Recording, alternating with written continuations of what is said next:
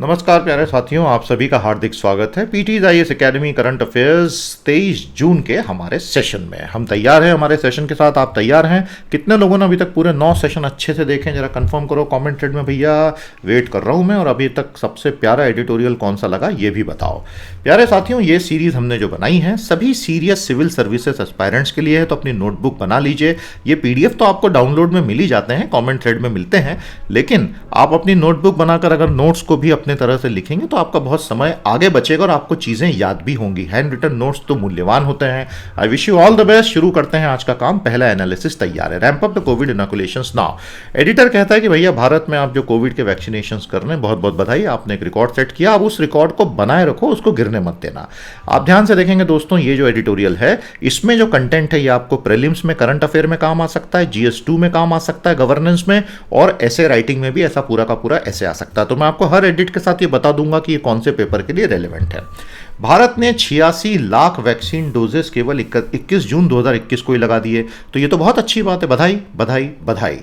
और उससे पहले मई में तो हम एक दिन में 20 लाख लगाने में थक जाते थे, और जून में बड़ी मुश्किल से एक दिन में 30-30 लाख हुए। ये सारा डेटा तो कोविन का जो भारत सरकार का जो पूरा ऑनलाइन वेबसाइट है उसमें डैशबोर्ड में आप day to day vaccination rate से उसको चेक कर सकते हैं। ठीक है, तो अचानक से एक दिन हमने 86 लाख डोजेस लगाए, तो ये तो बहुत अच्छी बात है। हालांकि ये नंबर बड़े हैं, लेकिन भारत जैसी 138 करोड़ के देश की आबादी, जहां 95 करोड़ एडल्ट्स हैं, उनके लिए नंबर अच्छे नहीं हैं।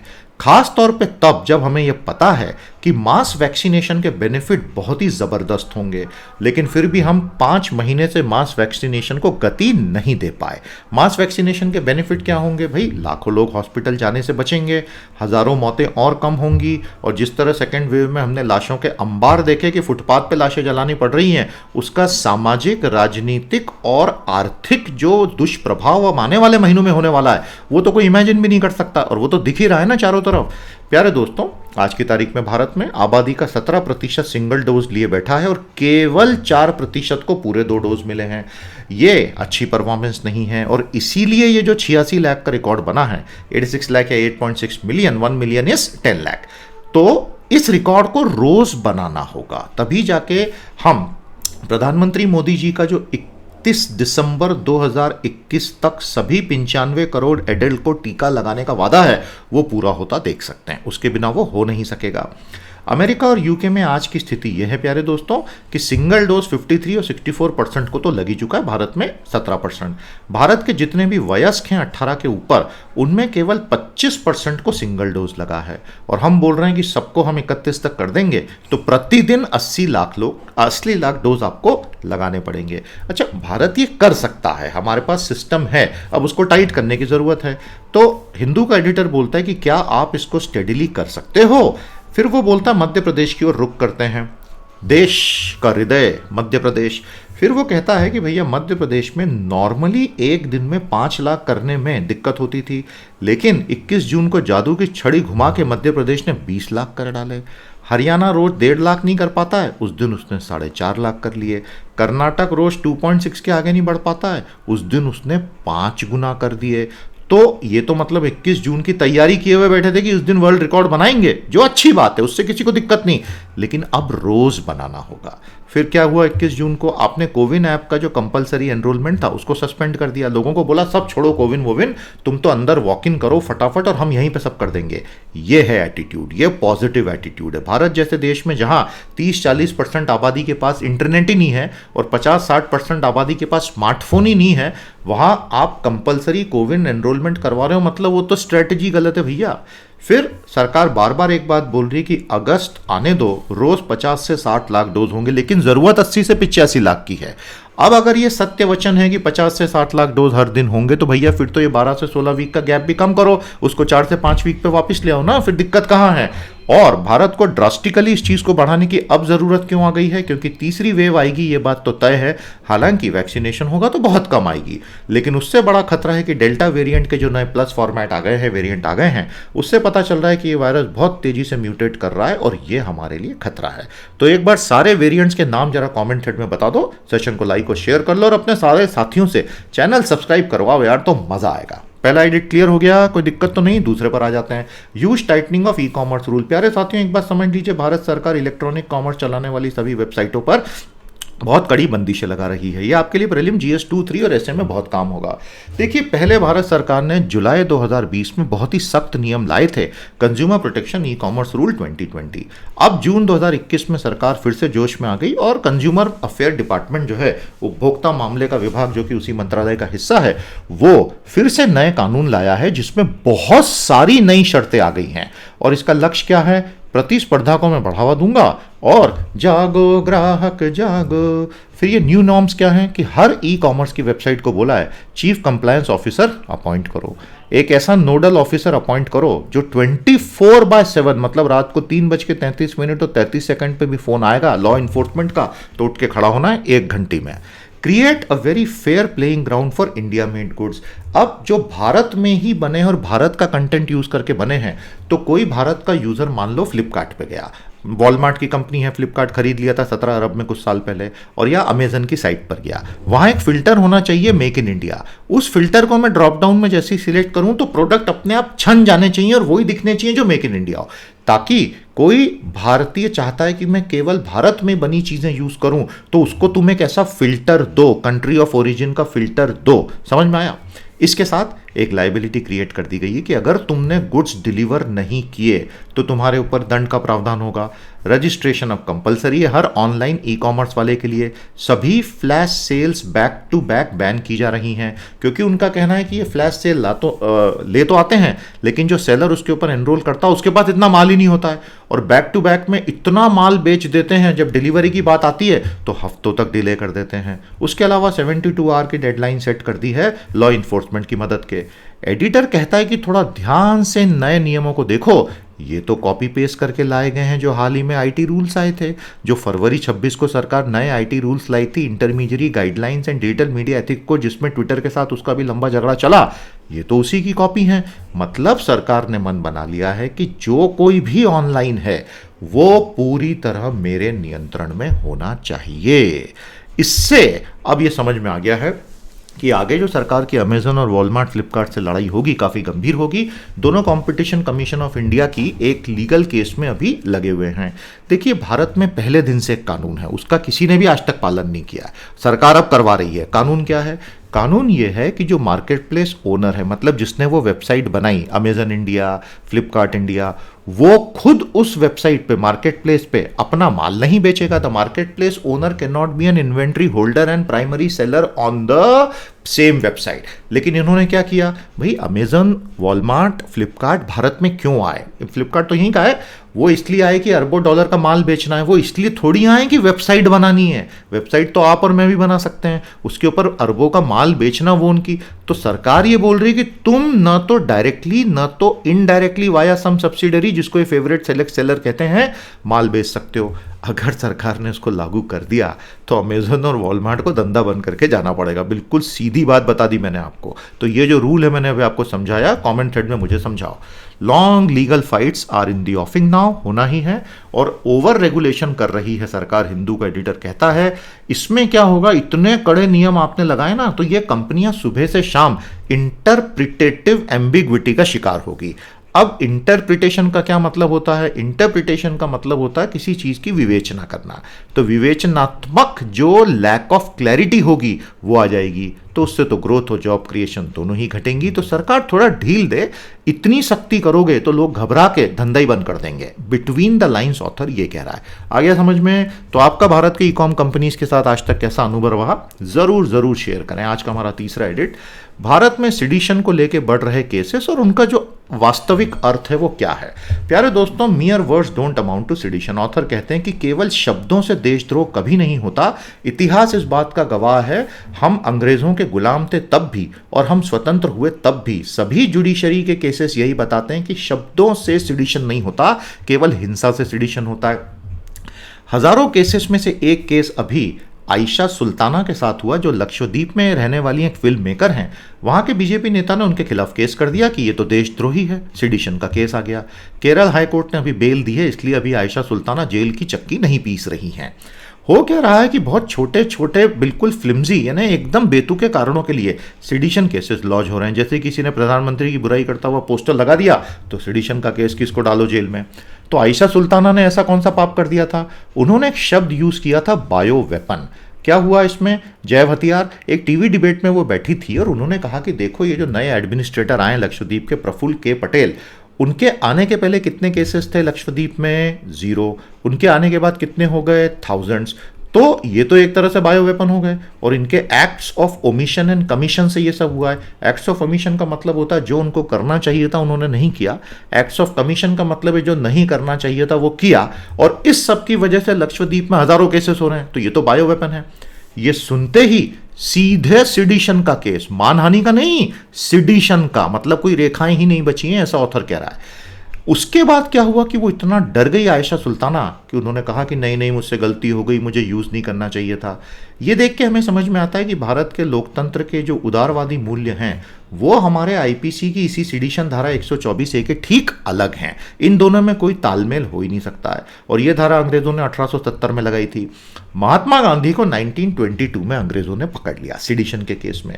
अब महात्मा गांधी तो खुद लॉयर थे और महात्मा गांधी एक बहुत बहादुर आदमी थे। लोग समझ नहीं पाए उनकी बहादुरी को, लोगों को लगता है डरपोक आदमी था। महात्मा गांधी जितना बहादुर आदमी स्वतंत्रता संग्राम में कोई हुआ नहीं। मैं आपको बताता हूं क्यों। एक गोरी चमड़ी के जज के सामने खड़ा होकर ये बोलना कि मुझे सिडिशन में तुमने पकड़ा है, तुमने बिल्कुल सही किया।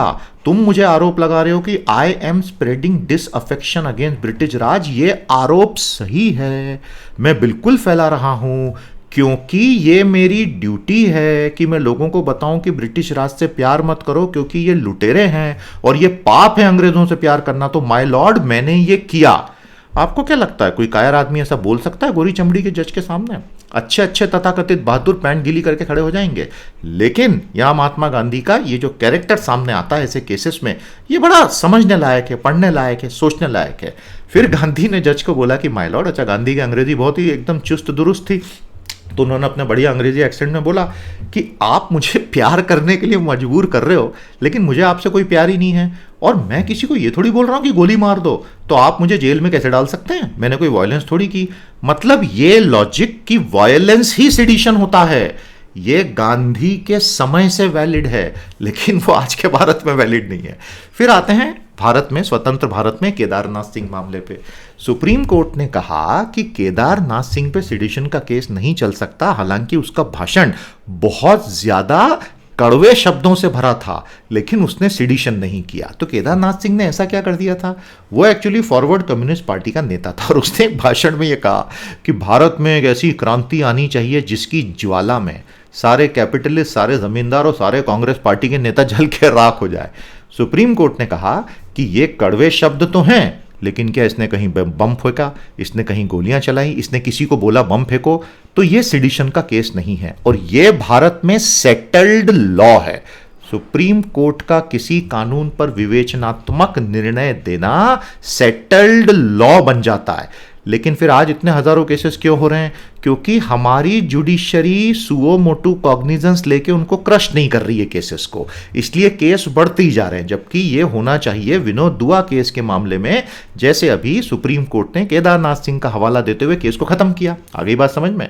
तो जो महात्मा गांधी के साथ हुआ था वही आज के भारत में हो रहा है। एनसीआरबी का डेटा बोलता है, क्राइम रिकॉर्ड ब्यूरो का, कि 2016, 17, 18, 19 में केसेस 160% बढ़ गए सिडिशन के। और जेल कितने गए? उनमें से फाइनल दंड कितनों को मिला? पहले मिलता था 33% को, हर 10 में से 3 जेल पहुंच जाते थे, कोर्ट में उनका देशद्रोह साबित होता था। अब मिल रहा है 100 में से 3 को। तो सीधी सी बात है, प्रोसेस को पनिशमेंट बना दिया है कि इसको जेल में इतना सड़ा दो कि बाकी के लोग मुंह खोलने से डरने लग जाएं। समझ में आ गया आपको? तो इसलिए ऑथर कहते हैं कि अगर एक भारत की डायलॉगिक डेमोक्रेसी को बचाना है तो हमें अवेयरनेस क्रिएट करनी होगी। फिर वो आगे बाल गंगाधर तिलक के 2 केसेस का हवाला देके बोलते हैं कि उनको देर बाद जेल में डाला 1897 और 1908 में अंग्रेजों ने, और तब भी अंग्रेज कोर्ट ने बोला कि केसरी मराठी अखबार में इनके लिखे लेखों से हिंसा भड़की, इसलिए इनको जेल में डालो। तो क्यों हम आज के भारत में इस चीज को नहीं समझ रहे हैं? और हमें इसे समझना होगा। आया मजा आपको? अच्छा था एडिट? तो इसकी क्विक समरी कमेंट थ्रेड में लिख दीजिए। चौथे एडिट पर आने से पहले आपको याद दिला दूं, 4 खूबसूरत प्लेलिस्टें मैंने आपके लिए बनाई हैं। भारत का कोई भी सिविल सर्विसेज का एस्पायरेंट हो, इसमें आपके लिए एग्जाम ओरिएंटेड ज्ञान है। अच्छे से पढ़ें और सारे सेशंस को लाइक और शेयर करना मत भूलिएगा। आज का चौथा edit, states force landing passenger plane. आपको याद होगा दोस्तों कि बेलारूस के राष्ट्रपति अलेक्जेंडर लुकाशेंको ने एक रयानएयर के प्लेन को जबरदस्ती फाइटर जेट बोल के मिन्स्क एयरपोर्ट पर उतरवा के एक व्यक्ति 26 साल का लड़का उसको गिरफ्तार करवा दिया था। यह आपके लिए प्रीलिम्स करंट अफेयर GS2 3 ऐसे में काम आएगा, ध्यान रखना।